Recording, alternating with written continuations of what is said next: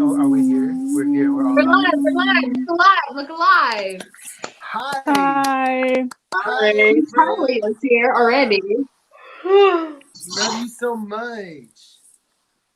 What's up, guys? So all I see is Charlie. I don't know if anybody's here yet. No, I still gotta load it up. it's Yeah. fine. It's always a good time. Oh, I just got the notification for it. I did too. Yeah, some people are gonna join us. You know, it's always a good time. They'll be here. You guys are so professional. I'm looking at your names and then I'm just like, well, I failed. Overly emotional. Well, technically, Miracle, it is your channel, so they should know who you are. Right. I agree. Right. Hi, How is mine professional? vlogging. The only time you fail is when you don't try. That's the only time you fail. If I randomly drop out, hi H. If I randomly drop out, it's because I'm finishing up that bun, so I'm just gonna exit without saying anything. Oh, so you're gonna leave us? Hi Sushi. Wow. Hi Ria. Desert us. Wow, that's crazy. Okay. Jan is here. Hi, Jan. So everybody knows who I am. Take this one to introduce yourselves to the early birds, just in case. Say your name and your channels. Chelsey, you have to go first. My name's Chelsey, and my channel is Chelsey Moon because that's my name. Good job, Chelsey. Good job. What's up, you guys? I am Nicky. I am half of a drama channel on YouTube called Tea Time. Hi, Andre. My channel is Chit Chat. That's all. Xylie, look alive. Oh, hey, it's me, Xylie. I make things pretty. I don't have a channel like the rest of these people. Hi. Oh, you don't? Can you guys tell that we're professionals? Wow. Right. Definitely. So you guys, Xylie's channel is, what is Xylie Star? Yeah, it's Xylie Star. No, that's a lie. What's her channel on YouTube, you guys? Xylie Star. Is it Xylie Star? Yeah, I haven't made the second channel yet. Okay, Xylie is actually a drama channel that pertains not to be a drama channel. No. She hides all of her tea behind doing do-it-yourselves or what's it called? I was gonna call it a DUI, but it's a DIY. She hides all of her tea behind doing DIYs. But the truth is, Xylie Star is in fact a drama channel. Mm-hmm. Yeah, I agree. I mean, No. that's I have two Our videos that democracy has are, made the you vote. know, controversial. That's it. I only have two videos that are controversial. Yeah. Ooh. Yeah. So are we gonna get into, I think we all know why we're here. You know, we're here to talk about unpacking the Dahvie Vanity, Jeffree Star, Keemstar, Chris Hansen debacle. I don't think anybody here will argue that the Chris Hansen interview was shit. Like, It was a fluff piece. It was an absolute fluff piece. It might as well have been a commercial for Jeffree Star. Right. It was basically Jeffree Star interviewing himself. Yes. So I don't even know if there's any more depth there. You know, Chris Hansen had to do what he had to do, I guess. Who watched the?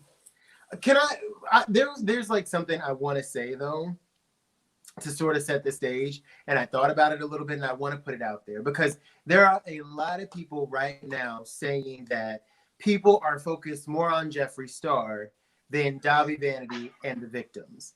And I have a theory about that I would like for us to munch on a little bit just here at the beginning. So here's the thing. Dahvie Vanity allegedly committed a crime, a criminal crime that has real life repercussions. Like Dahvie Vanity is going to have his day in court, right? There was an alleged crime that was committed, okay? Jeffree Star did not commit a crime. It is not a crime to mind your own business, right? Now, it does have serious moral implications. So the thing is, problems of moral and ethical issues are prosecuted in the court of public opinion. That's why people are talking about it. Jeffree Star's not going to see a day in court. Everybody knows that. Like, everybody knows that. Right. People aren't focused on Dahvie because they know Dahvie is probably going to sit in front of a jury of his peers. Right. That's not going to happen for Jeffree. And that's why people are talking about it, because moral issues are argued in the court of public opinion. And that's my theory. What do you guys think? I'll let you go, Chelsey. I got to think this one through for a second. Because there's two responses that I want to give. So, is that true that if you've seen something, then I mean, I understand that there's like mandated reporters. So like my employment, I'm actually a mandated reporter. So if I see something, I have to report it, and if I don't, then I get into mass trouble. Right. But at the same time, for anybody who, just like any other citizen in the world, like say Jeffree, if he did see something, wouldn't he still get into trouble for that? Because it would be sort of like aiding a criminal. Aiding and abetting. I could be wrong, but I know that like, unless the prosecution wants to be like real hard up about it, I don't think. I mean, just think everyday people see things, and unless the cops know that you saw something, I'm pretty sure there's a charge somewhere they could bring you in on. But at this point, I don't think there's a real smoking gun for anybody except for Dahvie Vanity. And I think at this point, Jeffree Star is doing everything that he can to say, I didn't see shit. Don't put me in shit. Don't ask me about shit. I wasn't there. I don't know shit. I may have said that I saw shit, but I didn't see anything. Leave me out of it. Like, I think that like he does not want to go down that path. And I think you're right, though, too, about the fact that he's not going to actually, like, go into court and go to jail for anything. His persecution will be socially. So I think that that's, like, his method for avoiding the type of persecution he's going to get. I think he doesn't want to say anything that could lead him to actually having to go to court and testify. And the only way to do that is to say, oh, when I said that, I lied. It never happened. I was being dramatic. Because I think you guys are right.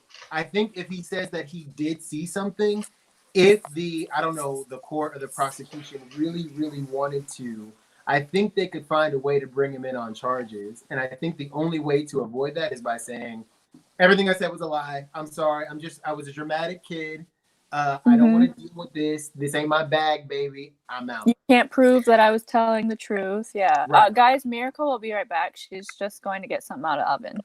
Oh, okay. I was wondering, I was like, where's she at? Okay, so She has a different public opinion, court of public opinion, okay, I get it.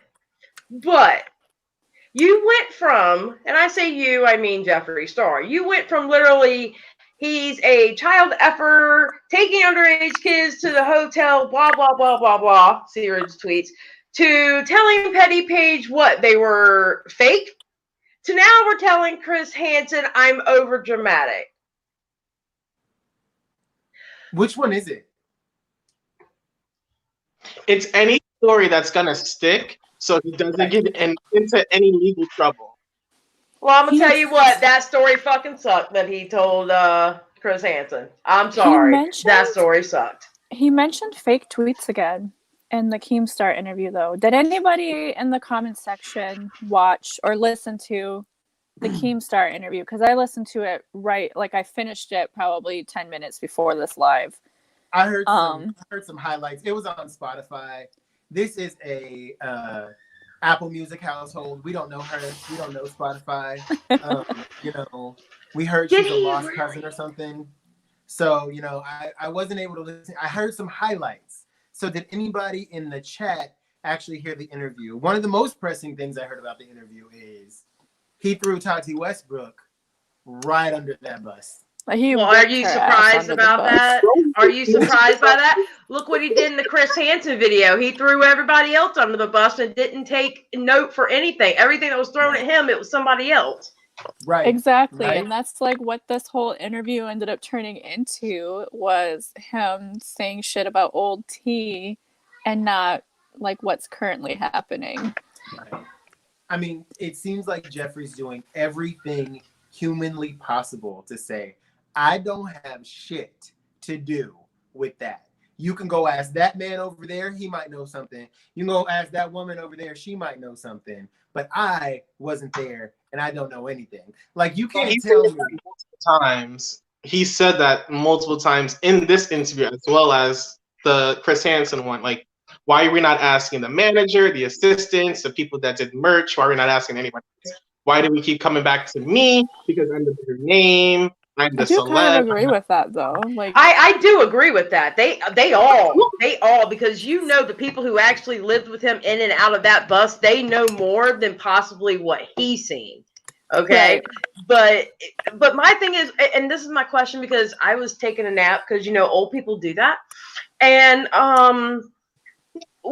You're so did old. he walk back those damn tweets again to another story?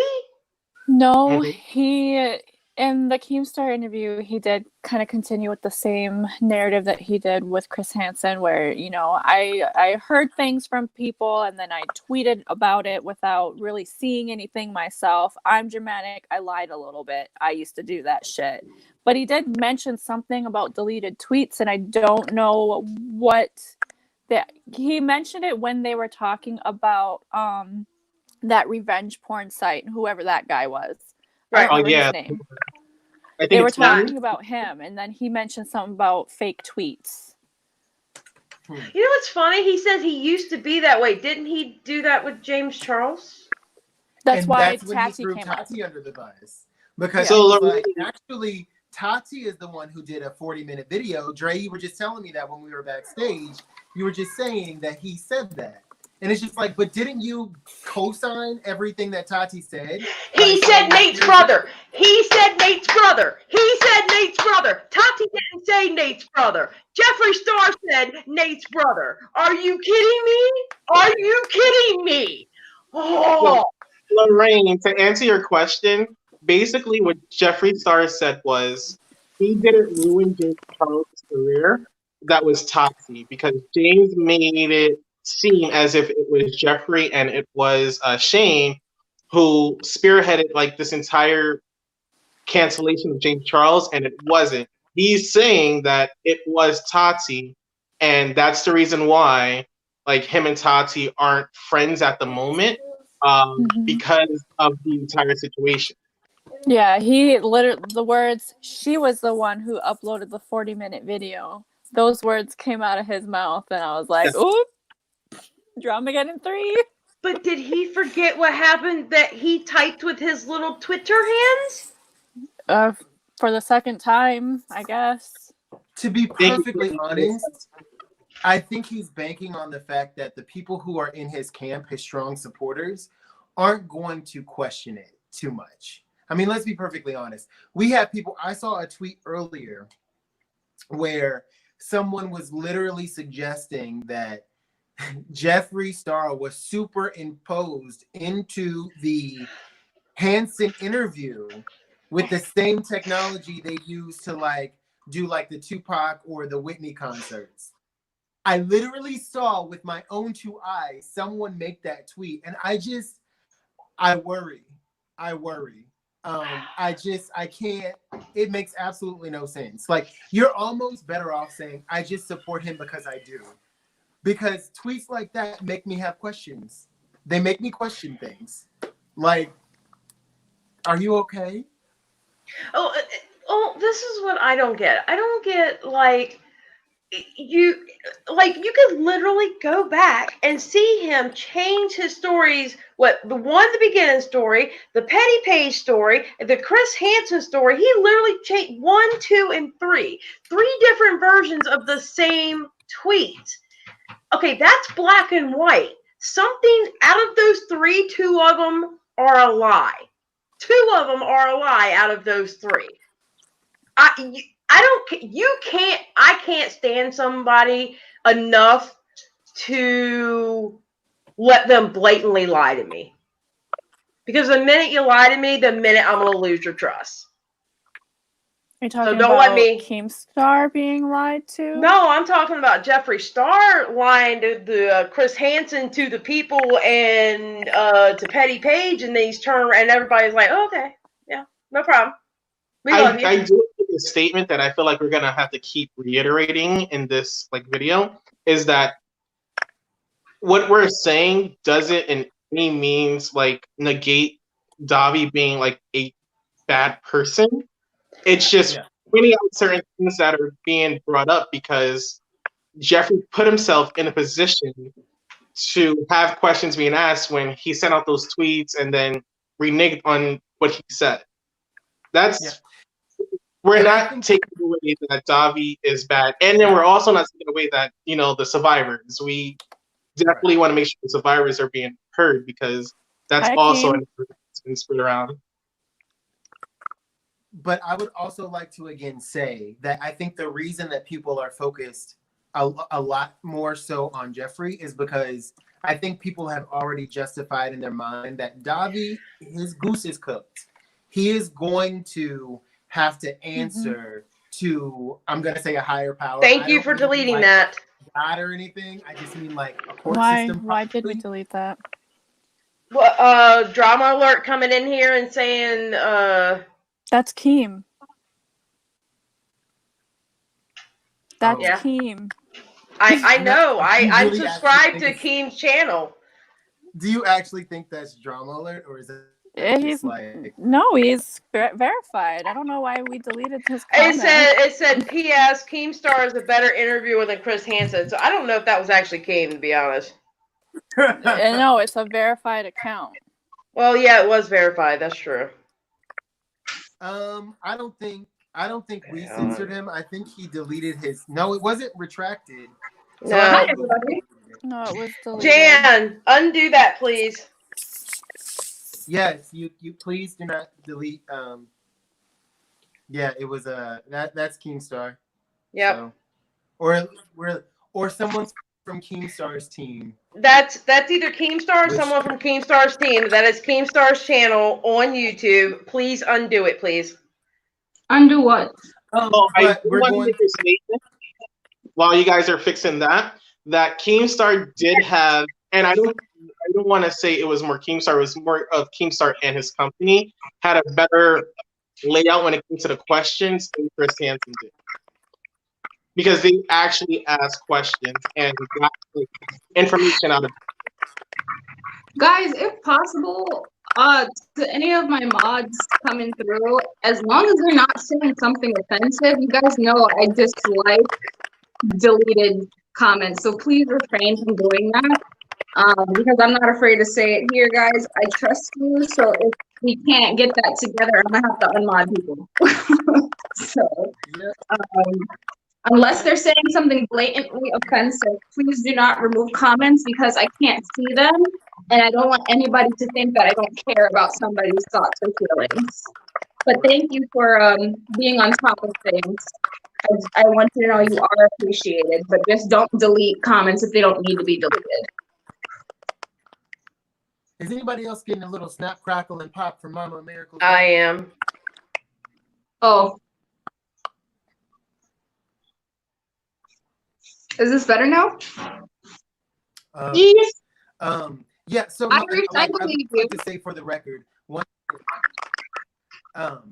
again, for the record, I believe the reason people are focusing primarily on Jeffree is because they know that Dahvie is going to somehow see some restitution for this issue. He's going to have to answer to someone. And I believe that there are people who have questioned Jeffree's moral compass for a very long time.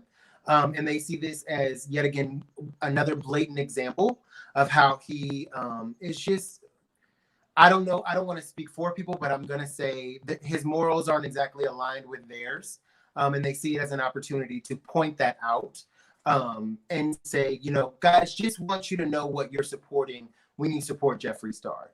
I don't in any way think that people are trying to minimize Dahvie's behavior. I just think they already, any of us can look down the road and see what's coming for Dahvie, right? Unless you're completely missing it, we know that, Dahvie's gonna have to answer for some things. So I think that's probably where the hyper focus is. But we definitely shouldn't be taking away attention from their survivors.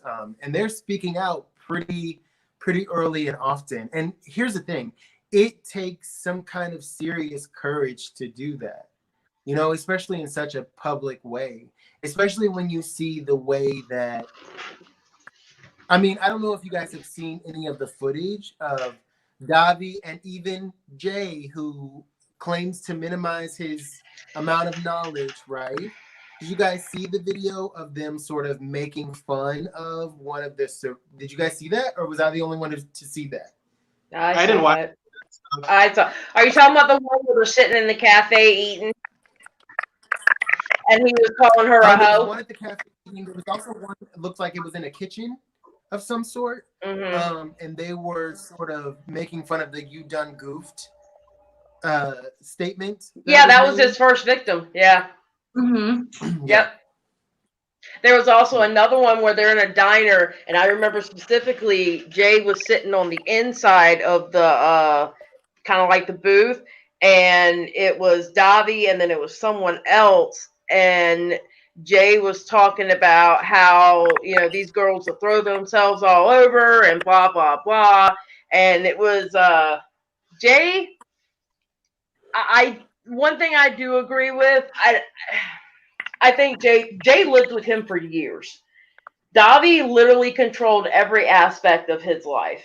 And I honestly think Jay knows more than what he's saying. He has to. He lived there. He saw the girls that Dahvie flew out. You know, he saw it. Absolutely. I think what Jay's Miracle, prerogative... I think you're on mute, mama. Oh my God. No, you weren't. Can you hear me now? I can. Okay. Okay. Well, you just talk, and I'm here with you in spirit, baby. I can't hear you either, bro. Nikki. It's because I'm special. Can you hear me now, Nikki?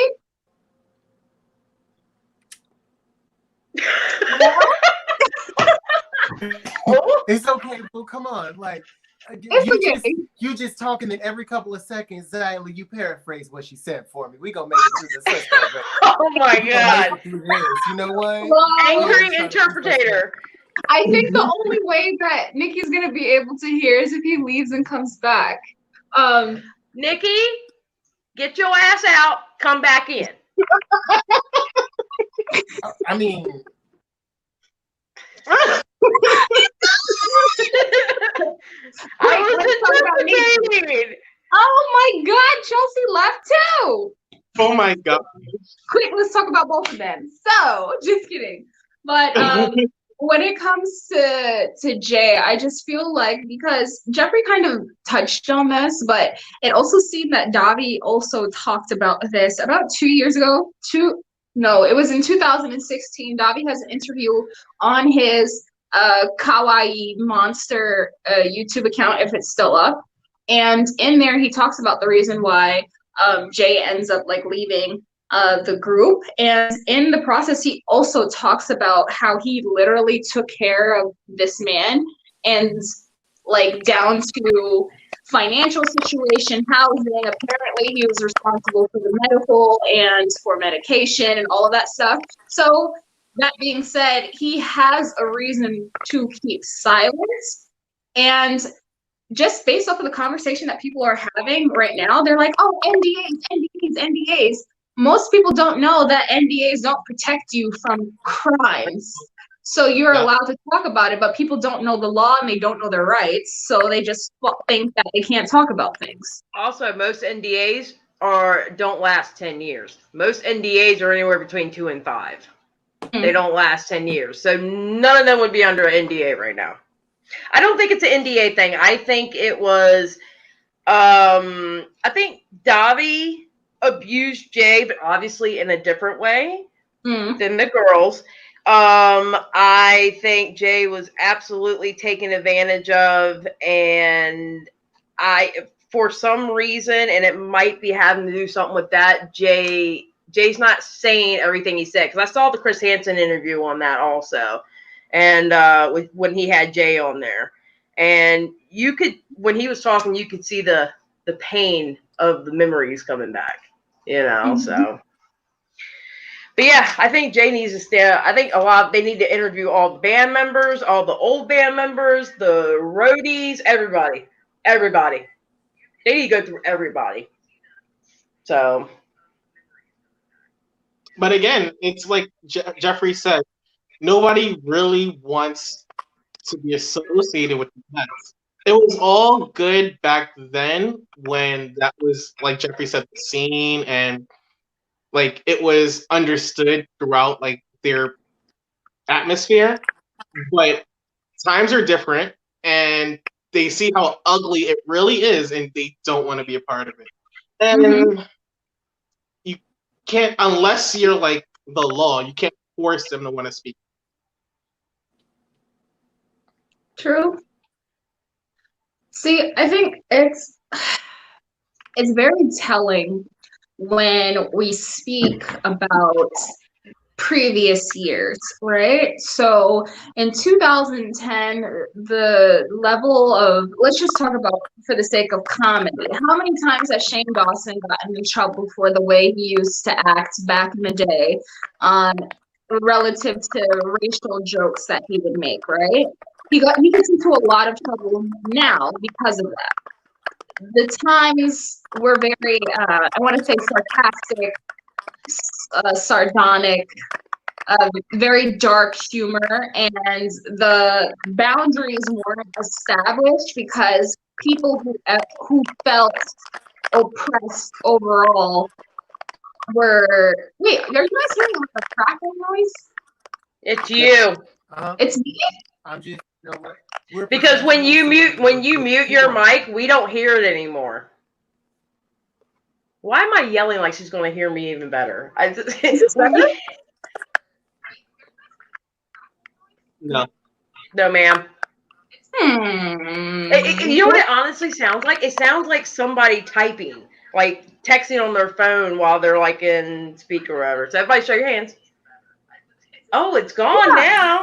I've been on mute. Hold on. I need to fix this problem because this is irking me. I'll be back. So you guys will just never know what I said. Bye. Oh. I think too, I hope everybody can hear me. If you cannot hear me, please let me know. I think too, one of the things that we forget is socially these sort of issues sort of tend to wax and wane, right? So we, every about 10 years or so, what is appropriate and what is not appropriate really seems to shift, right? So you'll get into like a 10-year period where certain jokes and certain things fly and they're completely okay and everybody just lets it rip. And then you get the turn of a decade and you look back on what was said 10 years ago and it's just like, oh, hell no, like that is completely inappropriate, so on and so forth. So I think it's always important to keep into perspective. Like when Jeffree says that those things were acceptable, like the things that were done, it wasn't that long ago. You have to remember that was very par for the course, right? Does it make it acceptable at all? And how far is too far? What is too much? Maybe these are things we need to keep in perspective. And this is someone who's coming from having made some very off-color jokes before and having to look that in the face and be like, damn, like that's a little off. You know what I'm saying? So every 10 years we get amnesia, right? And we forget like all of the work that has been done to sort of say, okay, we're drawing the line here. This is no longer acceptable, yada, yada, yada. All this work gets done. Then a decade turns and everybody's like, I'm exhausted. Let's just lighten up again. Let's just, let the fur fly a little bit. And then we're right back where we started from. So we're really progressing. I just thought of something, and okay, I'm a psych graduate now, no longer a student, and just listening to thank you, Just listening to you talk about how a lot of his dialogue is, this is the way it used to be back then. And like some people, they accept that. They're like, yes, times are different. And then other people are like, well, no, pedophilia has always been a bad thing. And I get that both of those are valid to me. So again, the reason that I mentioned my background in psych is because it reminded me of this term called the bystander effect. And I even just Googled it just to make sure that I had the term correct. And I'm reading, we like facts. The bystander effect or bystander apathy is a social psychological claim that individuals are less likely to offer help to a victim when other people are present. The greater the number of bystanders, the less likely it is that one of them will help. And like this is a real phenomenon, and I kind of wonder if that might play into why so many people are just okay with this. Because at first, the first thing I thought of was, well, why was this environment like that back then? And it probably has something to do with like some patriarchal shit, you know. It's okay to treat the girls that way, and that's when the bystander effect really hit me. Does anybody agree with me or disagree with me on that? Well, it's sort of like group project, right? Like when you have a group project and you have like defined outcomes, the more people there are, everybody assumes, oh no, Chelsey, I thought you were going to do that. No, Dre, I thought you were going to do that part. Mm-hmm. Well, I didn't know what part I was supposed to do. Nobody told me. So everybody's kind of... They didn't tell me either, baby. If it's just you, your thinking or your thought is, Xylie, baby, you're on mute. If it's just you, your thought is, if it's no one else, it's me. I have to do it. It stops with me. But the more people get involved, then you become that much more removed because you're just like, oh no, Chelsey was going to do something. I thought Xylie said she was going to do it. And with that said, I feel like that's probably why. And what's his name? Jeffree Star mentioned this in King's video. He was everybody else's mouthpiece when it came to his tweets, and he was the mouthpiece as well when it came to the James Charles tweet. But it was everybody else's fault. Right. I don't know. That always seems to be the way that's how it was back in the day, et cetera, et cetera. What do you think? So I was trying to figure out my mic situation, so I don't really know. I think the popping might be Andre. Oh, y'all can't hear me? me? Hello? Oh, I know. Hello? He's on mute. No, you're fine now, Xylie. Oh, okay. I don't know where this popping noise is coming from. So you know what I've noticed is, it is whenever there are more than 4 on the platform. So I'm gonna hang out backstage for a second and let you guys kind of talk things through. I've been very vocal. I think everybody knows where I stand on it. So I'm gonna cut out for a bit and just hang out backstage and listen to some of what you guys say. Sounds like it might be a mic issue, Nicky, because you just like faded completely out. So okay. I'm gonna go. Okay. Love you. Okay, bye. Oh my God, Chelsea's gone. Just get rid of all of us. Hi guys. It was Nicky. It was Nicky. Wow, I got blamed for Nicky stuff. I don't hear galloping anymore. Mrs. Smart, are you talking about Jeffree in your comment? So I'm gonna show Mrs. Smart's comment. Could you guys take the time to like read it, just in case for anybody who left their phone and just is listening to this as a podcast? Yeah, sure. So Mrs. Smart said, I really want to know who told him about it though. If it wasn't Brandy and it wasn't Jay, who was it and what did they say? And I agree. Because again, like, he didn't have to say anything if he didn't necessarily see anything. And then to go back on it because you realize like, oh, these have actual ramifications. I could, potentially be involved now. Who was he actually speaking for? Mm-hmm. Kitty Fantastic actually had a good question. Has Brandy spoken about everything yet? That's the violin player, correct? Wasn't that the violin player, Brandy? Okay. Repzilla had a live with some of the victims after the Chris Hansen special, and I believe it was Damien, aka used to be Jesse Slaughter. I believe she is the one that said that she's been talking to Brandy, and that Brandy plans on is in the works of talking to Chris Hansen. In the works of, not like date scheduled yet, but in the works of talking with Chris Hansen. So That And that's process. the I think. I'm sorry. No, go ahead. Oh no, I was just gonna say I think that's the one that Jeffree keeps making the point that they need to speak to her because she's a mother of four, and I don't know why that narrative keeps coming up about her being a mother of four. Right. That's Because she wasn't a mother of four back then, was she? No, I don't think so. funny how young rape victims, the defense will always put the trial off years and years and years and years, and there you go, she doesn't look as young as she used to be. So now you're saying she's a 40-year-old mother of four. So that puts in people's mind, she was a 40-year-old mother of four back then. Mm-hmm. That's what they're picturing. It's a tactic. I'm sorry, that's a tactic. I really like AR's comments. Mhm. AR says they were able to get away with that back then because they were in environments that allowed that behavior without repercussion.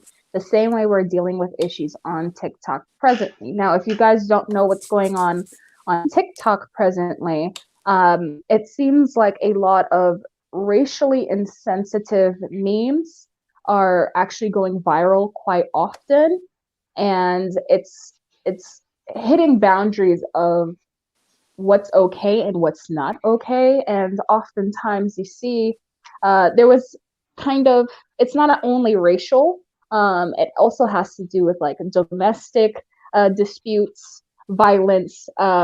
Certain makeup challenges are going viral. There are people who just push boundaries, and some things that are not supposed to be funny, even that might put 2010 sense of humor to shame, they're becoming viral, and we're seeing more and more that this is a topic of discussion, and we're really trying to understand what's a proper balance where we're not overly sensitive, but at the same time still allowing people to be able to express themselves and work through a sense of humor or create a culture that is very expressive.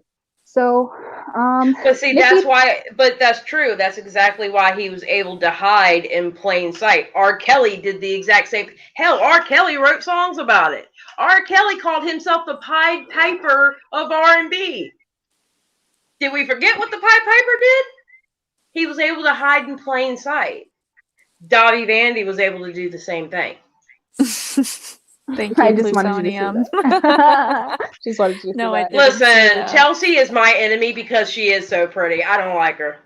Mm-mm. Okay. Whatever. Well, before we go off into loathing Chelsey, let's have let's have a conversation about this. I want to see either Chris Hansen, perhaps even Keemstar, perhaps even some news source interview Dahvie Vanity's ex-fiance. A lot of people don't know, but pretty recently he was engaged to someone, and this young lady, she had a child before meeting him, and I believe that child is currently 8 years old, and there is no information as far as why they ended up separating.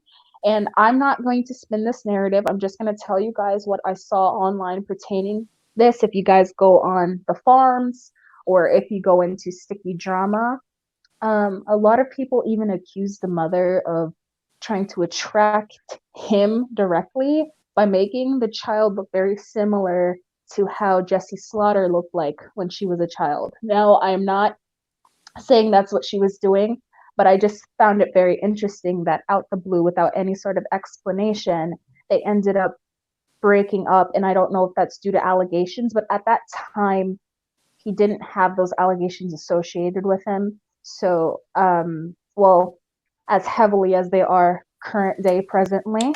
So I think that would be a very interesting topic. Have you guys heard about that at all? I didn't know.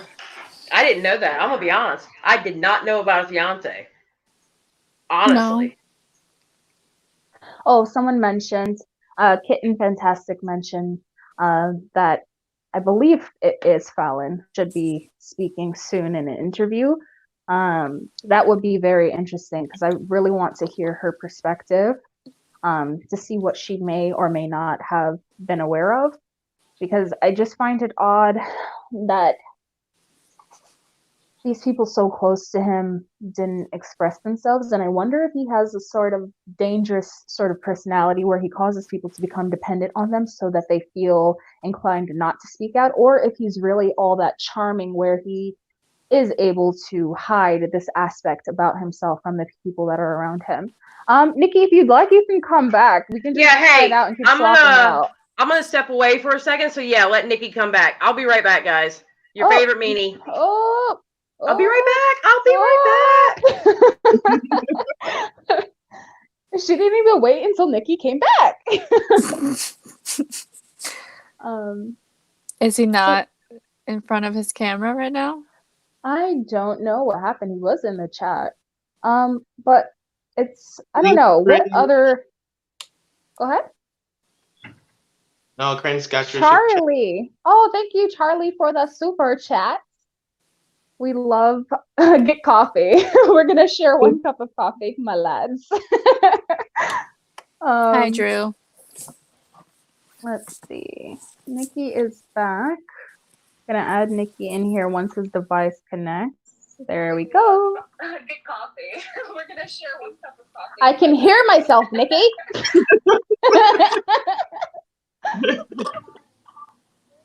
I wonder if Nicky knows that he's live.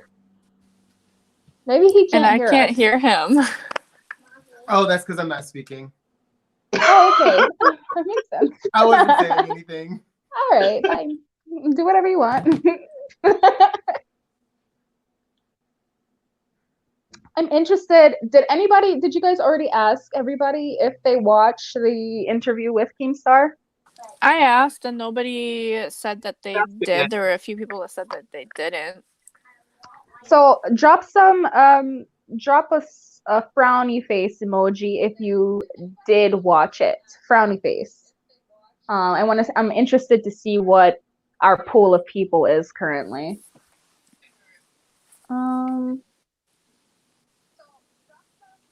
Not yet from Plutonium. Only recently awake. I relate. Sometimes you just need to start the day off later.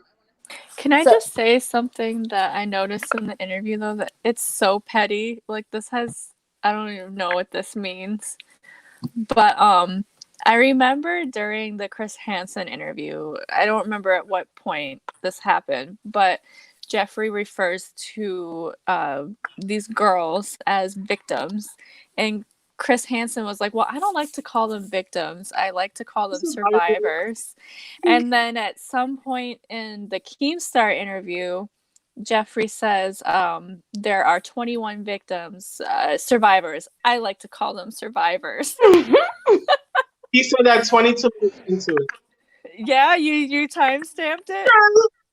22 minutes into it then, guys, is when he does it. And I mean, it's so small, but at the same time, I was like, it kind of makes me a little skeptical of other things, basically, is what I'm trying to say. I don't want you to take it, we're like burying like Jeffree Star and making it seem like he is like at fault, because he's not. Like I stated before, Dahvie is the criminal, allegedly. But if Jeffree's going to speak on it, he has to understand that if he has holes in his story, then people should question those holes in his story.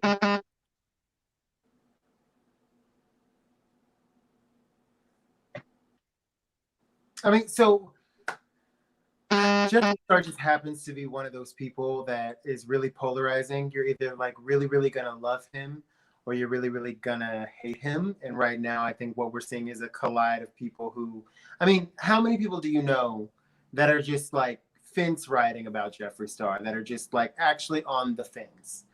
I don't think you will be able to count many. There are the great population either really, really loves or really, really hates. And I think what you get when you mix, you know, those two things together is sort of this big boom of, you know, either condemnation or, you know, I don't want to say excusing because that sounds like it's leaning one way, but I almost don't know what other word to put out there right now. But you can see that, you know, folks who lead on the side of condemning Jeffree are very hard up about it. And then people who lean on the side of, you know, not condemnation, I don't know what the other word to use there, are really like, no, he had absolutely nothing to do with it. Like, absolutely not. This isn't his thing. This isn't his bag. So, I mean, it kind of is like a question of morality, right?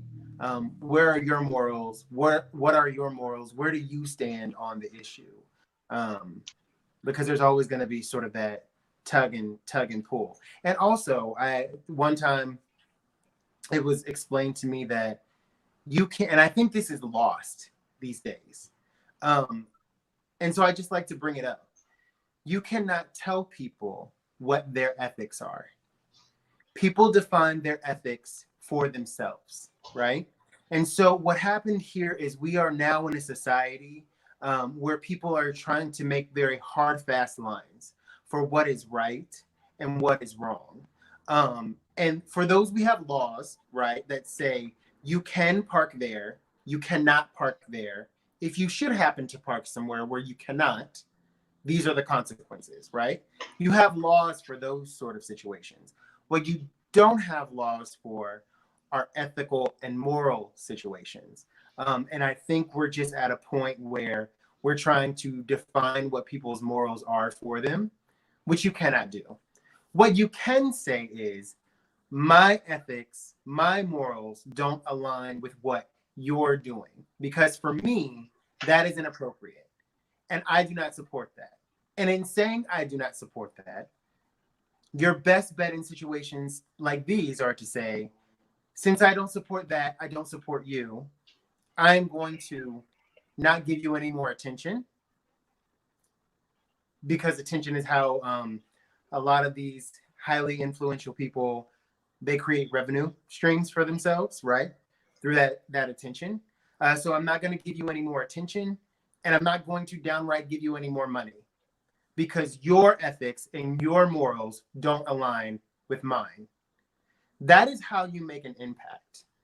I think we're getting away from the point of actually facilitating real change and actually facilitating an actual impact by just complaining online, right?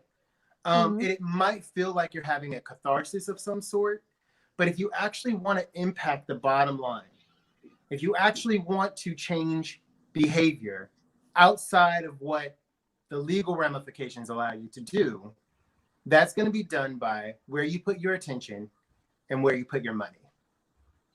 That's kind of, I don't know, just a thought to throw out there. It's true. No. So one thing that I wasn't surprised about, but I noticed, is that after the Chris Hansen video, Ripzilla did the interview with the three survivors, and they kind of all said the same thing about how they didn't care about Jeffree unless he was going to say something that was going to help the case, and he didn't. So they didn't care about that interview at all. So at that point, I personally feel Jeffree did the interview, because now it doesn't look like he's listening to the survivors at all. He's just now trying to have a conversation and make sure he takes himself from the situation, when he could have just left it as is with Chris. I believe so too, Andre, especially revolving around this situation, especially this whole conversation between Keem and Chris Hansen, it's just a huge PR move. Jeffree is just trying to make himself seem non-complacent. He's trying to make him seem as if he is a positive influence, along with removing himself from the situation by saying, y'all can say what you want to do, but I'm not the one who did it. And look at the people who are around you. So go to these people instead. I'm just going to deflect, blame. And then I'm going to continue to redact my previous statements because it's easier to do. Here's the thing. I have similar feelings to how the survivors feel about this matter. He didn't offer anything, and I feel like this is true for everybody who is speaking on the situation. Yes, people want to bring Jeffree Star into this because of his platform, but I reiterated this in yesterday's video, and I believe in some other comments that I left all over the Twitter sphere. And I said that Jeffree can only contribute to this discussion as much as he was present for. You understand? So yes, Jeffree potentially, allegedly, I have to use these broad spectrum terms because to be politically correct, and we're not looking for a lawsuit over here. But I have to use these broad spectrum terms because while people are saying that he is present, unfortunately, he's saying that he is not. And unfortunately, his words will potentially impact a future lawsuit for the survivors, because where they may say that he was present, he can say, and he has said, that I didn't see anything. So he is now no longer a prime witness where he could have potentially been one. And then, unfortunately, what ends up happening, because there's so much time that has passed, now time is working against you. You understand what I'm saying? And Jeffree is not understanding that his current conversation now is, oh, well, other people told me what was going on, and so I just said whatever he was saying, or they were saying, whoever was telling him information. So that questions Jeffree's reliability as a person, because it's like, okay, so do you have an active standing thought on your own, or you just take somebody's word and then push a narrative if it is benefiting you? So ideally, we're talking about the fact that Dahvie, people were saying things against Dahvie. Jeffree said that he had an awareness about this in the music industry, but it was okay for him to sign himself onto a tour and make his money. And then when it didn't suit his needs anymore, that's when he started to project this commentary. And then he ends up redacting that because he needed money again.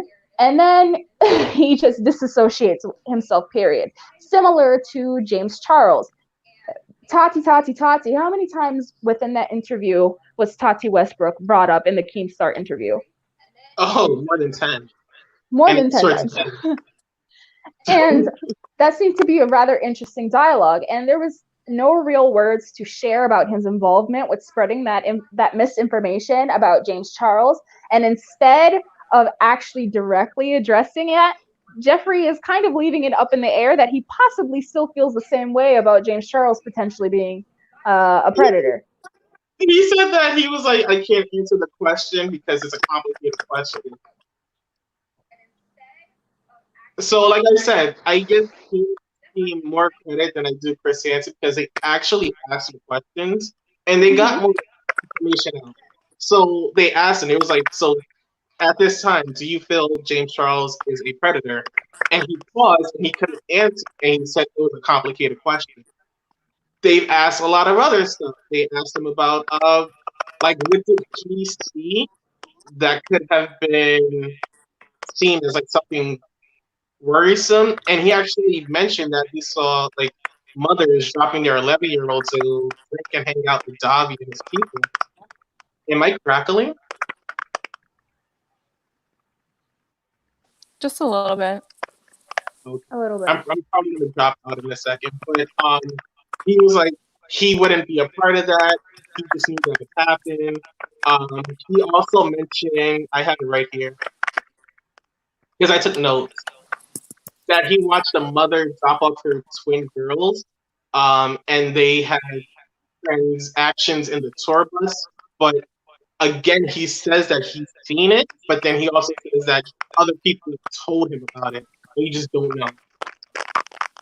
One of the biggest questions for me is Jeffree spent a lot of time saying he didn't see anything illegal, but he saw a lot of inappropriate behavior. So for me,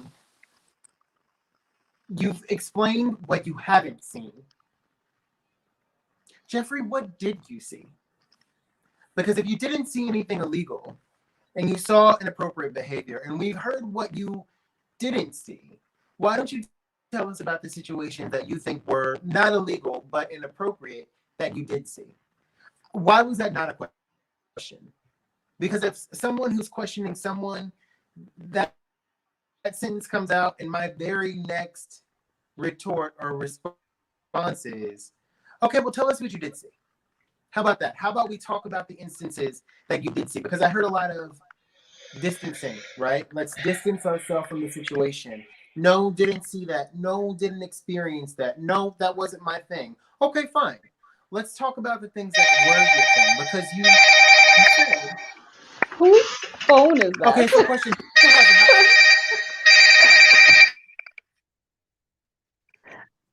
That frightens me. I was like, what's going on? I was scared too. I haven't heard that sound since the early 2000s. Right. That was a house phone, right? Yes, they still exist. Okay. All right, SBC Global. I'm just saying.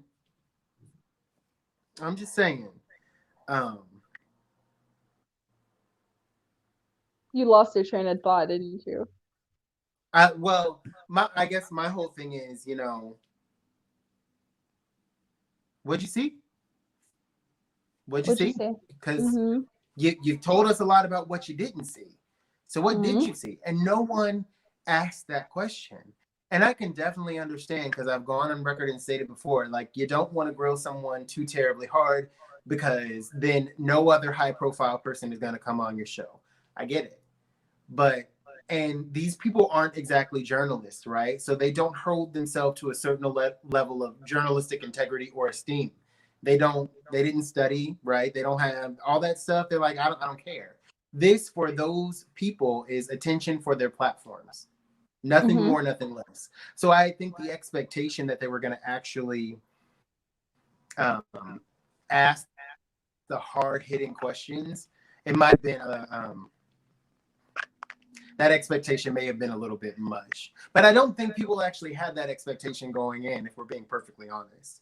Who actually went into this experience thinking that Keemstar or Chris Hansen were going to ask the hard-hitting questions? No, nobody really. I'm sure of that, because that's not their MO. And I don't want to be this person, but Keemstar doesn't have the best reputation as far as being on the side of survivors indirectly. This seems to be his MO. So I wasn't surprised by this turn of events. But I think an interesting thing about this is these are the ones that managed to get Jeffree's attention and his involvement. And Jeffree claims that no drama channels have reached out to him. And I feel like, no, that's not the actual conversation. And Irish, it's not about that. It's coincidentally. That's what I've observed, because Keem has only spoken about a select group of individuals that just so happen to be on that spectrum of people being harmed. And for both of the times that I can recall, Keem said that he didn't believe the people who were accused actually did anything. And he might have some more insight than we do as viewers. However, we can't necessarily say that, because court situations have happened where the determination was quite the opposite. So that's why I made that statement. So I hope you don't take personal offense, since you said Keem is your friend. But that's why I made that statement. Anyway, going back to the initial conversation, Jeffree Star has been questioned by several people about this situation. But the thing is, Jeffree Star is looking for a specific type of person. He's looking for somebody with relevance. That is the key part. Somebody with a large enough following. These are the ones with the biggest influence that have not allegedly reached out to him. And I wish he would have just been more forthcoming in that, because let's call a spade a spade. If I reached out to Jeffree Star, I dropped off in his comment section, hey, Jeffree, do you know about this? You think Jeffree is really going to pay me the time of day? No offense, but no. Yeah, a hard block. A hard block. And a quick one. Or he might not even notice me because I'm that irrelevant. I might not even I might even be worth a block, because who am I, honestly? So this is the real conversation. But it seems like when somebody who was on his radar, i.e. Petty Page, said something, she was the first one who got a quick DM and said, nobody reached out to me. Mm-hmm. Why Petty Page? Why Chris Hansen? Why Keemstar? This is what I want us to have a conversation about. Why did he actually choose these ones, and to what benefit did he have to actually reach out to these particular individuals? Petty Page payroll couldn't Petty Page payroll couldn't BS her. I will try to keep it PG. Hold on. Maybe hold on. I lied. Well, I had enough relevance because I guess with my tweet, because I didn't even know that. Maybe that's why that tweet was irritating me, and I ended up muting it. Anyway, I'm sorry to interrupt you. Wait, who liked your tweet? Apparently Jeffree Star liked my tweet. I'm like, well, maybe that's why it actually had all those likes on it. Okay. Well, easy. Petty Page payroll. Petty Page wasn't putting up with his BS and showed him. So Petty Page put out her video, and then he's like, oh snap, my own people aren't taking my BS. So now I need to go on an apology tour or a make myself look better tour. So then we're going to go to Chris Hansen, and Keemstar is also his friend too. Keemstar, Jeffree, and Shane actually communicate with each other. They're friends.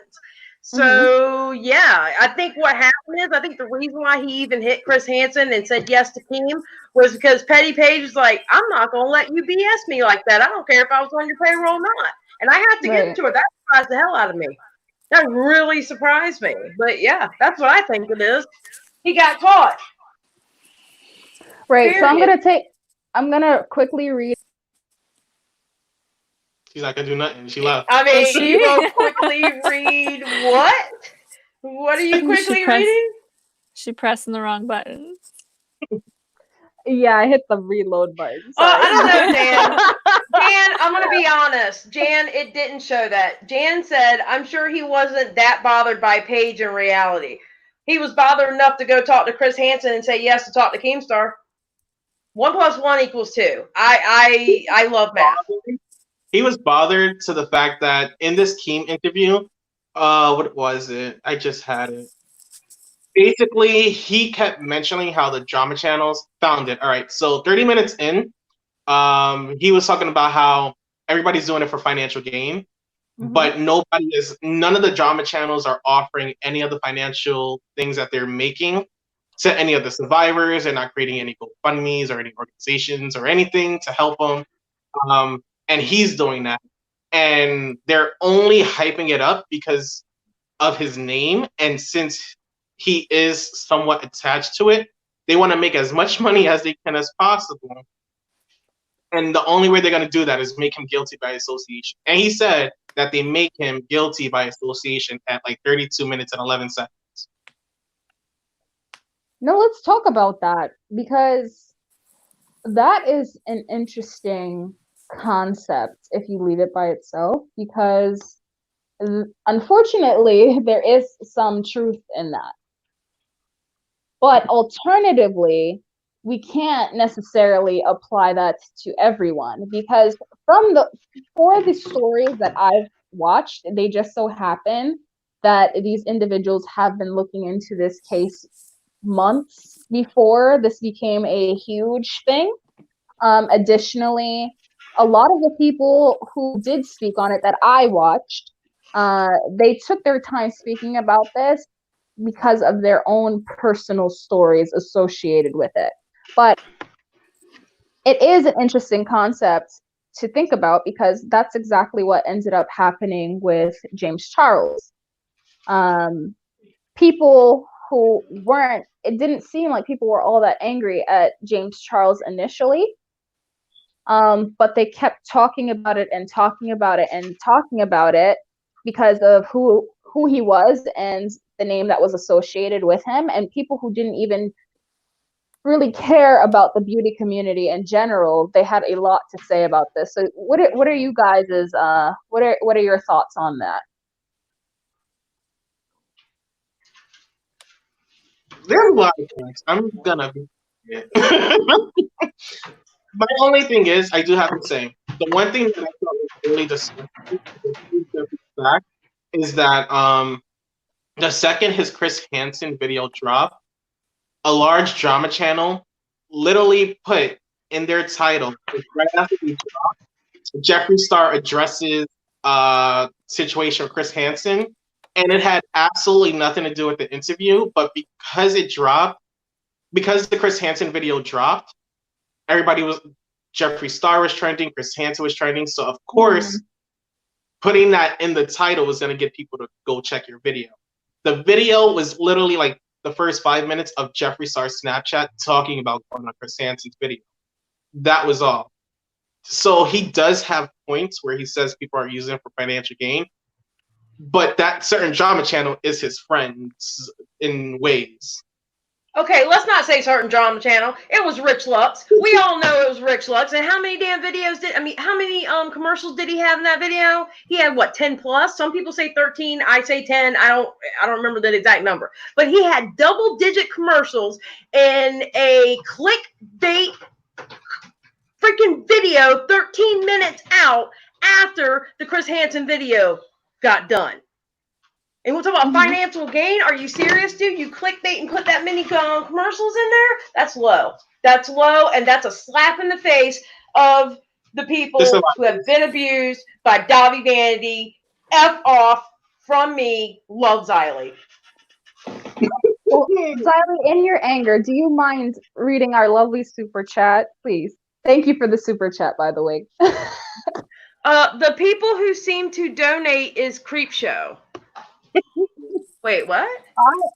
So we had a conversation about the drama channels that potentially actually donates to any of the survivors or whatever the case may be. And yeah. So Creepshow is amazing. Creepshow is amazing. We love Creepshow.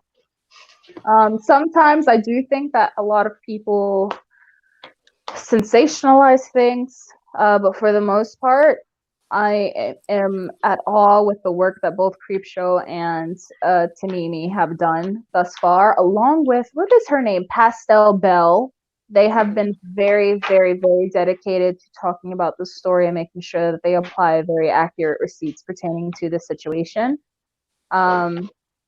Pastel Belle, I feel like, has been the most dedicated just because she's been reaching out to the survivors well before most people. There are other great channels, but these are the ones that come to mind right away. So there's a person in the chat. I'm just gonna say, T, it's not our place or business to call Jessie Slaughter a liar in any way. She's telling her story, and again, it's not our place to tell her if her stories. Thank you, Chelsey, for helping. I got it. Yeah. Yeah, because I had the top half. I think that they might have been trolling a little bit. Oh no, they were trolling. They were absolutely trolling, and what pisses me off, they were trolling Damien, aka Jessie Slaughter, and not the other one. They were specifically paying her, and that girl has been screaming about her shit for 10 years. You don't do that. You don't do that. Period. If you want to troll, go troll somewhere else. Listen to Auntie Xylie. You're not going to do it here. Well. So anyway, yes, Creepshow is amazing. I love her. let's go. I read a comment by Irish that was very interesting. Let's see. Chris Hansen is a grifter. He's been exploiting alleged victims for a year now. He's an insurance liability to broadcasting networks and can't get a job. I'm glad Keem stepped in. Keem won't let this go. So, I am glad Keem will be dedicated to this. But I will say one thing about Chris Hansen. He has done a lot of crap. He's potentially ruined a lot of cases. But what I will say is he's brought awareness to some things, and that's the only credit that I will give that man. So that's just how much I can add to that. Quite honestly, I expected him. I mean, I can understand being a little softball, okay, whatever. Because, I mean, let's be honest, Jeffree Star has probably 10,000 times the money that Chris Hansen has. But I expected Chris Hansen to at least interview him. That was Jeffree Star talking to Jeffree Star. Chris Hansen didn't even interview him. That was the Jeffree Star show. I think he titled it correctly when he was talking about it on his Twitter. It is the Jeffree Star show. And I think Jeffree went in there with an awareness about that situation because Jeffree, he led the whole interview. He's like, I would like to talk about this. And you know what? Later on, I would like to talk about this. And we have to talk about the fact that they probably had a discussion before all of this went down, where Jeffree ended up addressing what he potentially thought was okay and what wasn't okay. And that's basically what we were left with. Nicky, when you're ready to come back, I know you said you were cooking, but just drop a peach in the chat, or just to show that you're on your way, and then I can swap out with you. But I just wanted just to keep the dynamic of us going, since it seems like this application won't allow us to be on here. Hey, can you read the comment from Irish Badass, please? Jeffree Star, he was outspoken in 2012 and stepped up when he got calls to speak about this now. Placing blame on him is wrong, in my opinion. Okay, one, I'm not placing blame on him, but I think he is. Listen, he about those tweets that he did back in the day, he changed his story on those tweets. He has 3 different stories. One, the day that he put them out, or the days that he put them out, he had those stories. That's what he was feeling. And then he swoops on over to Petty Page and tells her they were fake. And then he swoops over on to Chris Hansen and tells Chris Hansen that he's what was the word he used? Like he was extra or whatever. I can't remember the exact word that he used. He has 3. Thank you. He has 3 different words that he has used for those same tweets. Basically, only one of those 3 can be correct. So out of 2 of those 3 has to be a lie. 2 of those 3 stories about those tweets has to be a lie. He stated that he lied, and in the Keemstar interview, 25 minutes and 13 seconds in, Keem and company were basically like trying to justify him using the word "we" in his tweet, because Jeffree kept stating that he was not involved, but he was speaking for the majority of the people that were around him when he mentioned the word "we," when he was talking like the hotel and stuff like that. So Keem and company were basically like, you were saying "we" as a figurehead as opposed to physically being there. And he was like, yes. He said that they were photoshopped. Okay, so I used the wrong word. He did not say they were fake to Petty Page. He told Petty Page they were photoshopped. Photoshop, aka fake. Fake. So you're right. He didn't say fake. He did not say the word fake. He said the word Photoshop. So thank you for correcting my grammar. But Photoshop is fake. No, I'm interested to know why it seems like neither interviewer addressed that statement. because we still don't know which one was fake. Which one? Which one of the tweets? I mean, Yeah, which what one was the kid Exactly. bad thing, the kid The- word, or the hotel one, or the other? I mean, which one? Because every single one of them was a damning thing. So which one was photoshopped? Which one was fake? unless he was talking in a quite literal sense where people were blurring out names associated with it, then yes, it was Photoshop because people were blurring out things. So I guess that's a conversation. Here's the thing, okay?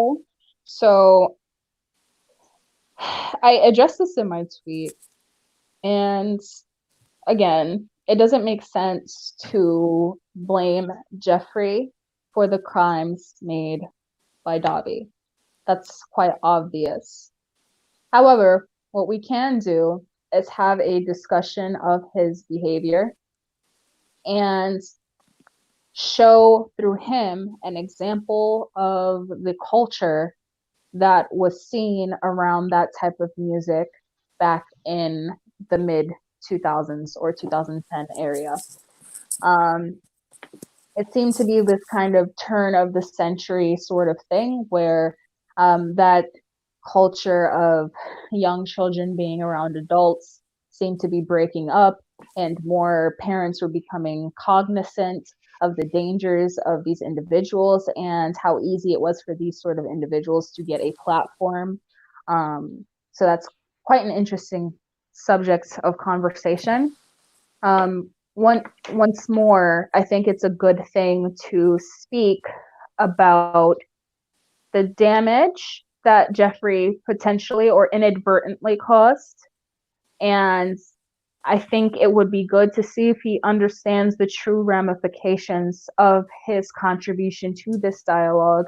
Because even though Keemstar ended up coming up with a means to get out of his terminology used in his tweets, it still does not explain, even though he was doing this group think sort of thing, it still doesn't explain why he had to be the mouthpiece. It does not explain his contribution to this dialogue in the sense that he was openly saying that he did not know some of the survivors, even though he shows through tweets, specific tweets. One of which was he used recently, like the other day. He said that he didn't acknowledge Jessie, Damien, but then says he done goofed or something in his tweet. So I think I don't know if Jeffree fully understands, or rather maybe he does fully understand, and this is his means in which to, I don't know. What do you guys think? Because the words are there, but it's not coming to my head, and I'm just at this very weird place in, yeah, Jeffree, you didn't technically do anything wrong, and yeah, you admitted that you lied, but at the same time, like, I don't understand how you can be so openly shady.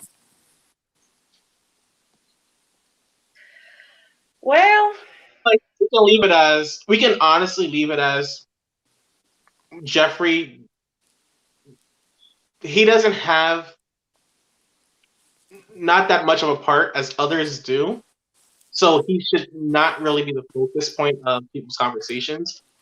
But he should have conversations with maybe, I don't know if he had or had not, like maybe with the survivors, not in an interview, not on social media, just privately. Because in the Ripzilla video interview, they were basically like upset, but they were upset that he went on there not discussing anything that was gonna like help the situation anyway. That it was more like a PR stunt. So I feel like a way to make sure he's like not part of it anymore would just be speaking to the survivors separately, giving them what they need in order to, I guess, take it further when it comes to like legal reasons. If he has the information, if he doesn't, then he needs to tell them that and let it be and not continue on. He's been trying to, he posted him in his house naked. He's like trying to be over it, but it's not it's coming off as he doesn't care. Right. And to address you directly, I know you said that Jeffree actively said those tweets were a lie. So why are we still why publicly disavow him? Hold on, I'm gonna just put the message up. Why do this publicly? Well, here's the thing. Even though Jeffree feels as if it would have been solved by removing himself from the situation, unfortunately, he also has to acknowledge that his place in this world holds an impact. And that being said, he has to be held accountable for where he used his voice to be able to remove and damage somebody's place in the world. So it just so happened that Dahvie Vanity was a very bad person, right? Allegedly. That being said, we can just chime that action into something else. Say if he was talking about, I don't know, Keemstar, and Keemstar has never had that sort of terminology used against him, or he never did anything wrong. He's a law-abiding citizen. He donates to people in need. I don't know. Keemstar is just a shining example in the world. But then Jeffree one day was like, you know what? Wait, Iris just said, I didn't say that. I stated that Jeffree publicly disavowed doubt. Okay. You know what? I even read that wrong, Iris, so I apologize. He just said, I don't know if it's he or she. I didn't say that. I stated that Jeffree publicly disavowed Dahvie. Please reread that post. So the post was on the screen. I did read it. I read it directly from the post, so I was answering how the post was presented. yeah. So I literally said that Jeffree publicly renounced Dahvie. But this is the point that I was trying to make, is that Jeffree is being brought to the forefront of this conversation because even though he disassociated himself with Dahvie, he ended up co-signing and saying that Dahvie was a bad person. He ended up redacting his statements, and because he redacted his statements, now there's a whole call to action to say whether or not anybody can take anything that Jeffree says as legitimate. And on top of that, it shows that there is a pattern of his activity. So as I was going on with the Keemstar situation, Keemstar could have been a law-abiding citizen, and then somebody in a position of power, i.e. Jeffree Star, could have said that, you know what, Keemstar is a predator today. And those sort of conversations and statements are damning because I want you guys to go look this up online. There is I believe it's on Ayanla Fix My Life. And there was a woman who hated her husband so much that she convinced her children that her husband touched them as children. And they hated and resented their father. And then, at 20-something years old, all three daughters had a sit-down conversation with their father, and they said, Dad, why did you do this to us? And then the mother finally admitted, your father never did that to you. And you understand, these girls went through that trauma and that pain, hating their father for years. And they missed all that time with their father. All that time, and all their family members hated that man. This man got investigated by the police. And thankfully he didn't get locked up, but he had all these strangers looking at him some kind of way. And then the mother openly admitted, I lied about it. I'm telling you right now, I would have had a ball out fight with my mother if my mother would have done something like that. We would have had a fight right then and there as soon as it came out of her mouth. As soon as it came out of her mouth. Ayanla Fix My Life. The second, like, that word is associated with someone, that sticks with them forever. That's why I don't know his name. He's part of Keem's company. In that interview, because he was asking the hard-hitting questions, he was like, why is it such a coincidence that you have so many people around you that have predatory behavior and that you pull two of them out, yet it's still okay with you? And couldn't really answer the question, and King kind of tried to chime in. I can give you the timestamps if I find it, because I have it in here somewhere. But Keem tried to say, like, it's not about the company, it's not about the coincidence, it's more so that's how the world was. There were just so many people in Hollywood or whatever that did bad stuff, and he just so happened to be around them.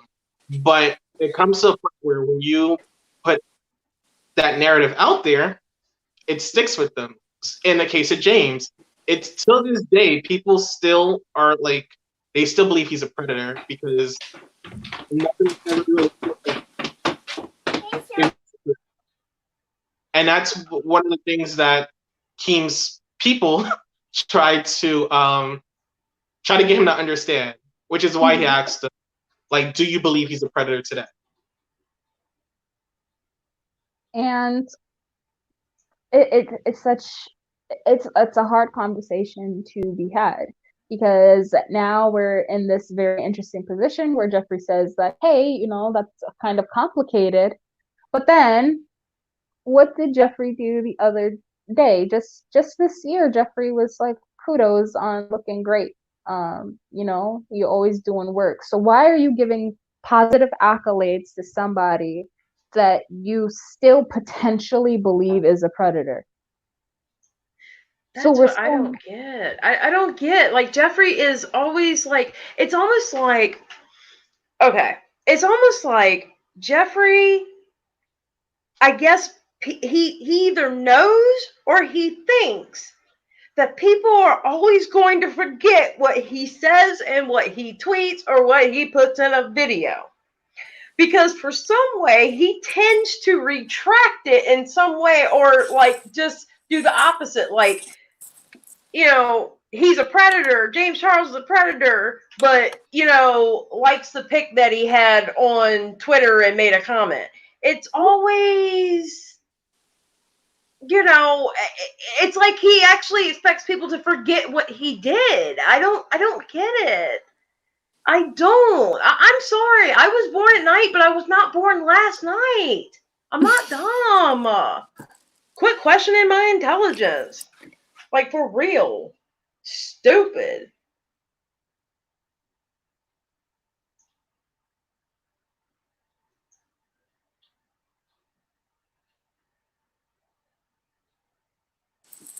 Oh, where'd Miracle go? Irish Badass, I like you. You and I can be friends. This is what Irish Badass said, because I said I'm sorry because I didn't want to assume whether it was man or woman, because that name, it doesn't say man or woman, right? And I said, and they said, my name fools most into thinking I don't have a working uterus, but I do break out a sassy set of verbal balls when needed. I'm using that from now on. I'm going to break. Their material? I'm stealing that. Irish, consider that stolen.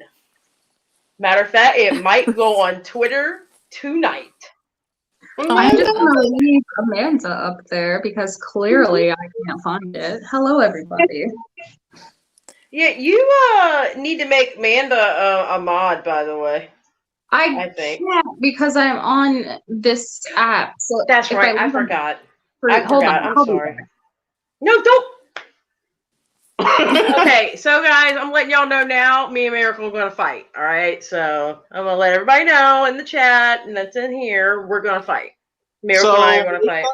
Makeup Minion put a comment and a question. Can I bring it up on here? I think so. Let me see. It's a good question. No, it's a very good question, but we can't put it up, but I can read it. Why does no one mention the fact that Toddy put up James Charles' supposed sexual predator behavior for how long? It was only until James Charles promoted Sugar that Toddy called out James. And Makeup Minion, I think you're 100% correct. I think it was a crybaby, boo move on her. Honestly, I think she is just as problematic. Yeah, I really seen do. A meme about that a long time ago. There was a meme where they were like, I can tolerate the predatory behavior and the racism, but I draw the line at hurting my feelings.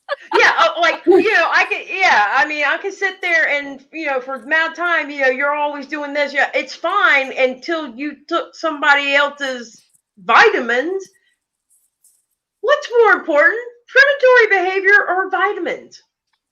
I mean, duh. No, I totally agree, Makeup Minion. 1000%.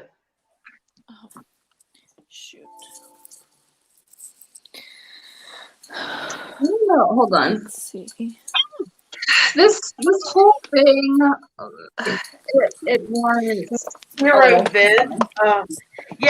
Actually, okay, I'm gonna do a shameless plug, guys, because Iris is asking.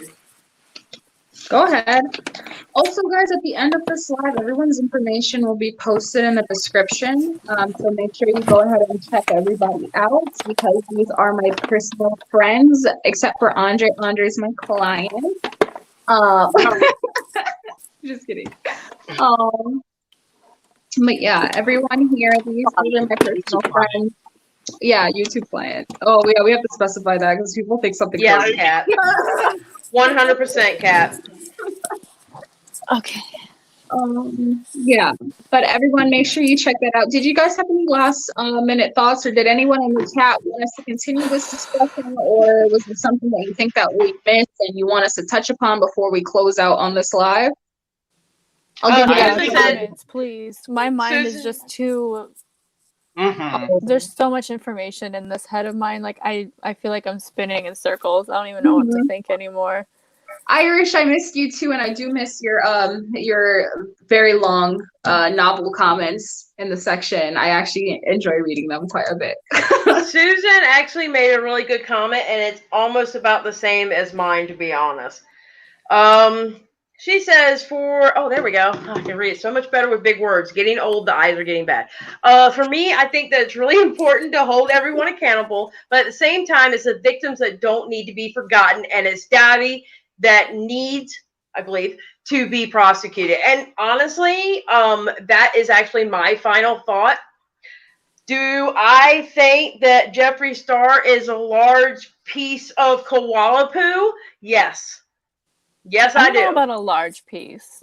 A large I personally piece. believe that he's a piece, but not as large of a piece as some other people are. No, I know. That's why I said koala, because koalas are cute. Okay, I didn't go into like nasty ass creatures. Okay, I kept with koala. All right. Like a fucking but do I great white think that he is a piece of poo? And believe me, I would say it differently, but yes, I do. But I think you what's meant a more piece of the puzzle. Sorry. no, baby, piece of poo, piece of shit. I told you my mind is cloudy. Hey.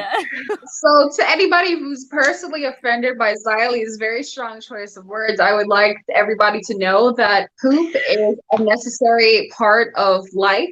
It brings relief and it also fertilizes the land and the earth. So in essence, all things that are ugly in life can lead to beautiful things, and that is how we're going to fix what Xylie said, because we are not going to be part of that dialogue. I was trying to be respectful for your channel. That's why I was saying poop, but somebody got puzzle out of that. Anyway, so do I think Jeffree Star is a piece of poop? Absolutely, 1000%. But I think what's more important, and I think this is what we need to do now, whether we actually put videos up on our channel or we just retweet, but we've got to get the victims' voices out there, because that is the most important thing. And the more people who share it, the more people that it's out there, then eventually it can hit mainstream news, and just this mofo can go down. Dahvie, Vanity can go down. That's the most important thing, is getting the voices of the survivors. You know what? Screw that. They're not victims. They're survivors, because they're still here and they're strong, to get their voice out. That's the most important thing. Screw Jeffree Star. Screw what he said. I don't care anymore. I just want the victims to have their voice. Period. Point blank. Period. With T. Okay, so that we are. Did Chelsey and Andre? Did you have any final thoughts? Go ahead, Andre. I'm working on mine. All right. So my final thoughts are, and it coincides with Mrs. Smart's question is how do you think J Star can recover? Personally, I feel the way this should go. And before I even say that, I feel like these interviews that he's been doing have been a waste of time, because he's not adding anything that's going to be substantial to anything. The last, I want to say, 30 minutes of Keem's interview today was him talking about James Charles, Tati, and Shane. Like, that had nothing to do with the survivors. He mentioned the survivors once, and that's when he was talking about, well, two things. He was mentioning the survivors when he said he doesn't use the word victims, he used the word survivors. And he also mentioned survivors when he was talking about how the drama channel domain. Those are the only two times he mentioned anything about the survivors. And like I said, he didn't add anything to it. The way he can recover would be, like I said, having a private conversation with said survivors, giving them the closure that they need from him, because they feel he was a part of it. And if he can just have that off camera, off Twitter, just him and the person that he needs to speak to, he should be able to recover fine. He can make a tweet saying, I've spoken to who I need to speak to, and we're calling at the end of the day. And then just leave it at that. I think so too. I think so Mrs. Smart, thank you, because that was basically going to be my closing thought. What would what conversation can we have to be able to separate ourselves from merely spectating and giving proper advice to Jeffree to be able to redeem himself, quote unquote. And this is the expectation. The way you finalized that saying, Andre, I think you hit the nail on the head. Jeffree, if you ever see this for whatever reason, if you can speak to the survivors, have a dialogue with them, give them your time, because that's all it costs. Money, all the money in the world doesn't mean as much as your time. I think that would be something, even if it doesn't go anywhere, at least you did that. And I think that more than anything will show just how much you care about the persons involved. So overall, guys, I think this was a very great discussion. I wish we had Nicky here to give his closing thoughts, but Nicky talks a lot, shade. Yeah, it would have took 30 minutes for him to say his final thoughts. Chelsey, do you have final thoughts? I was listening to you guys just now, and as I was doing that, I went and explored a few different YouTube channels and the numbers of views that they get. And I hope this doesn't like cause anybody to hate me or whatever. I just want to point out some numbers. So I'm looking at Repzilla's channel, and he is one of the people that have been really going in on this. And he actually pulled 3 different people up. I think 2 were survivors. I don't know if all 3 were. And they had like a reaction to the Jeffree Star interview with Chris Hansen, and it got 47,000 views as of current.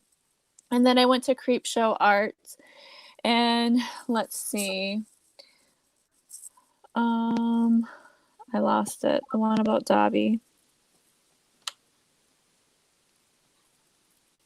I don't see any of theirs about Dahvie.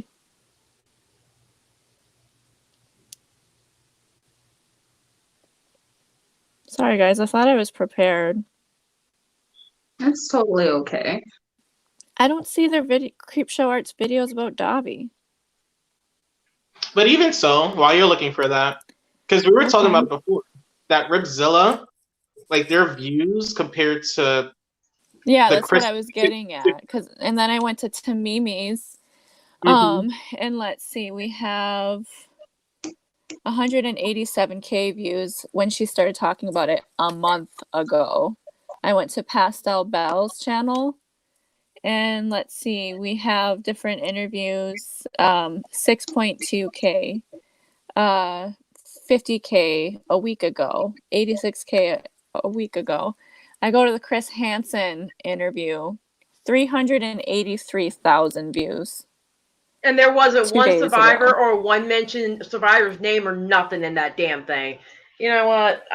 I'm just a little concerned with where this is kind of turning right now. Like, I do agree that there are some people that they want to create some accountability for Jeffree Star, because they believe that he knows some things and isn't saying them, and then he needs to be held accountable for that. But at the same time, I'm just kind of feeling like, don't hate me, y'all, but I'm just kind of feeling like this might be overshadowing what's happening.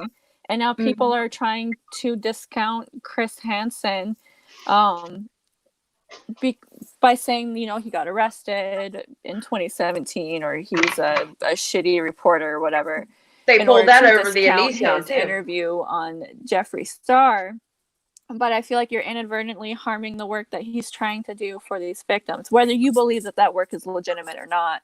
We can't say that we need Jeffree Star to speak because we're grateful for any kind of information and voice out there, and then discredit some voices that are working to go out there. Right. I think you summed it up nice, Chelsey. Like, I want you to speak more on this because it seems like you have more thoughts. So I want you to get everything out because I feel, well, I know I talk too much. I'm sure everyone here really values what you have to say as well. So make sure you speak. Well, I'm not like purposely remaining quiet throughout this live. I know I haven't been speaking as much, and it's just because my mind isn't very organized at the moment, to be completely honest.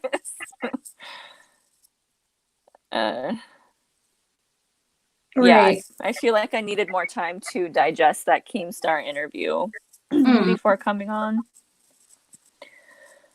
Yeah, it sounds like it was a doozy, to be honest. It was. To me, I just felt like it was like a couple bros on there that are like, oh my God, girls and women get assaulted? Who would have thought? I mean, they are, but in all honesty, they are a couple of bros. They're friends. So, yeah, you know. So my overall thought on this, I know if you guys haven't seen my tweet that apparently Jeffree liked too, which is very interesting to me because I turned it off. I'm gonna go look at that. Yeah.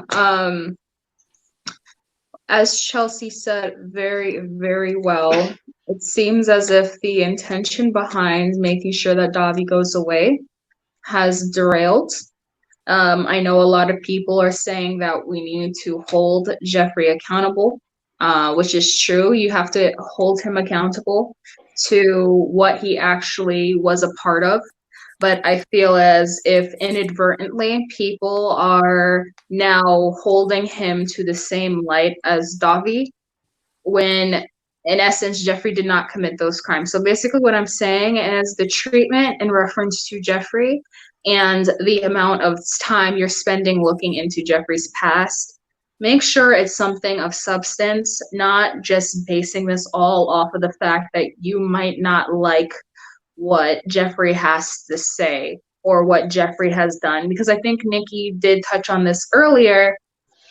Your idea of morality might not be necessarily his idea of what morality is. And that being said, just because Jeffree did some shady stuff 10 years ago, it doesn't necessarily mean it's illegal. It just means it's big time sleazy and it's kind of nasty. So you don't have to agree with that, but to speak on his person and to turn him into a predator because you don't like his moral compass, that's not okay. And you are not doing anything better than what Jeffree did when he tried to paint James Charles as a potential predator. So, right. So, Andre, you have any more closing thoughts? Xylie, Chelsey? No?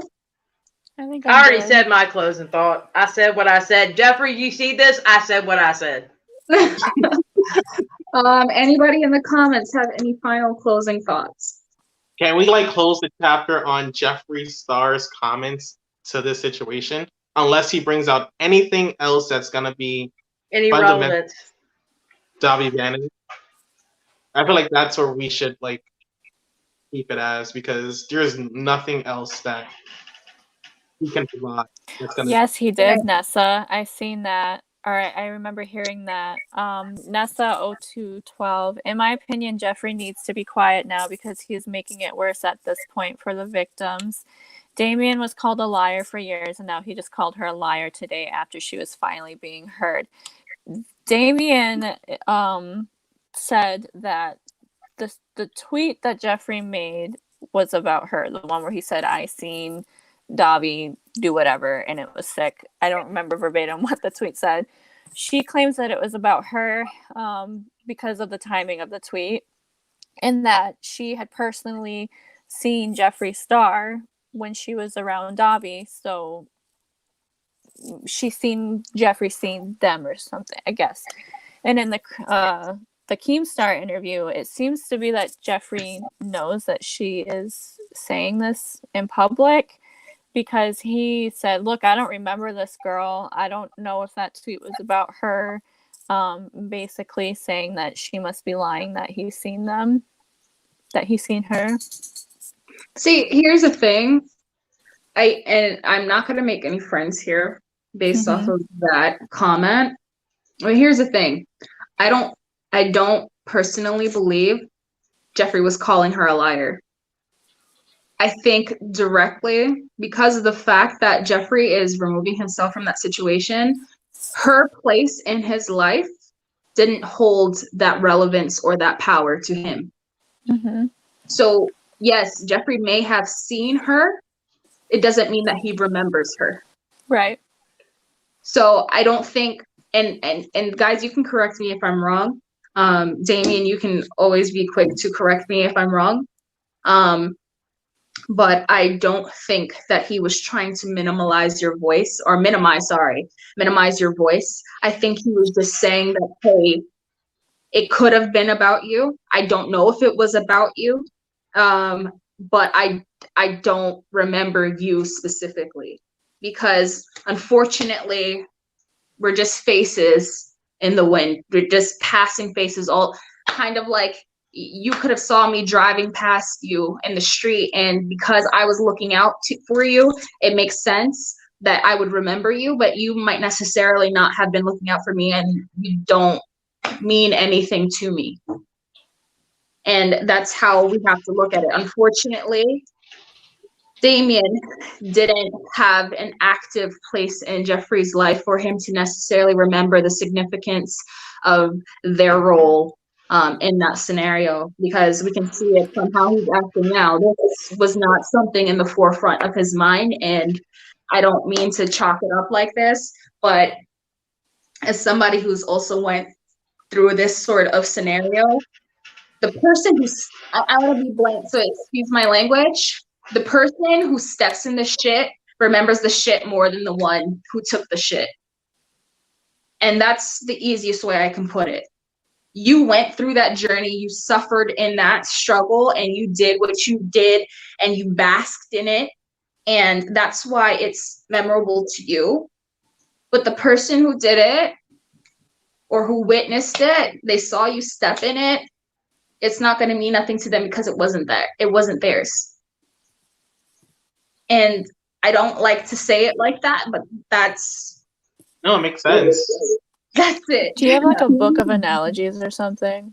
My father used to be like repetition for emphasis, and he'd be like, you never wish the water till the well runs dry, and he'd hit me with idioms and examples like that all the time. So that my dad would speak to me in riddles. I never got straight answers out of him, so this is how I speak now because of him. This is Miracle's brain, okay? Oh, situations? Hold on. Let me pull out a haiku or something about that. Let me just... oh, yeah, here. That's Miracle's brain. Right. So, but then we have to believe thousands of people remember her and the situation, but he didn't even hear about that. And you know, Miss Smart, you make sense, but we also have to remember these people in that scope of things. If it doesn't affect them directly, it doesn't mean anything. Because truth be told, I was alive 10 years ago, and I heard of the name Jessie Slaughter, I didn't remember anything about her at all. So I had to research that recently. And if that's the scope of the world. So unless it meant something to you, it's not going to mean anything. Exactly. It's like the same thing happened in the 90s with Aaliyah and R. Kelly. He married a 15-year-old. Everybody knew she was 15. What was the story out on the street? Aaliyah was fast. The story wasn't R. Kelly is a you know what, but Aaliyah is fast. The blame was put on her. That was the story in the streets back then when that happened. Same thing. Everybody knew she was 15. Everybody knew that was a fake age on that paper. Everybody knew what she did was I 15. say at the beginning of this live? That the climate of society was and still kind of is patriarchal. We have biases and we make excuses for things being the way they are and like trying to uphold that status quo. Right. And I think that goes to show us that these, while they integrate into one another, they don't necessarily have to be the same discussion. And that is a separate discussion that we have to break down at another time. So if you guys are interested in that, we can have our panel of people come together to speak about it. But I also encourage all of you to have your own dialogue, to speak on the fact that why was this okay to happen back when it happened? Why is it currently okay? And I'm putting this in quotes. This is a topic of conversation to break down Hollywood, to break down the music industry and understand how grooming, this mental grooming of societal standards had started from even when you and I were kids, and how that has caused us to form opinions on people's relationships nowadays. Because what's one thing that you heard? Age is nothing but a number. And how long has that thought been around? Ask Elvis how Priscilla was. Oh, we can't ask Elvis now because he's dead. But Priscilla was like 15 when she married Elvis. Just saying, it was okay. So it was all right then. We can have multiple, exactly, Xylie, and we can have multiple discussions about multiple different people. And it's not to shut down this situation. It's just, I don't think that it is appropriate to use someone as an example to where their involvement with the situation was not as deep as it is currently being made to be. Because I want everybody who was involved with this situation to have that same level of accountability being held towards them, not just solely because this one has the biggest platform associated with them. And I think that's our closing thoughts, guys. So thank you so much for tuning in and speaking with us today. Make sure you go ahead and check the description bar down below to get everyone's information. These are my personal friends once again, and I'm so happy that I've met these individuals through YouTube. So I don't know. God has a way of working. I'm your favorite. I'm quiet, goodbye. But yeah, so I'm really grateful, and I'm gonna go back and read the comments later on, but if you guys want something to have a discussion with me, feel free to leave a comment down below. And if you want to speak on somebody specifically, just add their name in the beginning. That way I could screenshot it and tell everybody that somebody is trying to talk to them. So I love you. Oh, don't go hard on me, people. Don't go hard on me. Because she got a couple of DMs about me with the last one. Don't go hard on me, okay? Just saying. Get her. She can get her. Xylie, I am a drama channel star. All right. Talk so much. And bye. Can love you. Goodbye. Peace. I'm gonna hit the end button. Cut the video off. Cut the video off. Get me out of here. Bye. Shit, I'm leaving. Where's my damn button? Huh?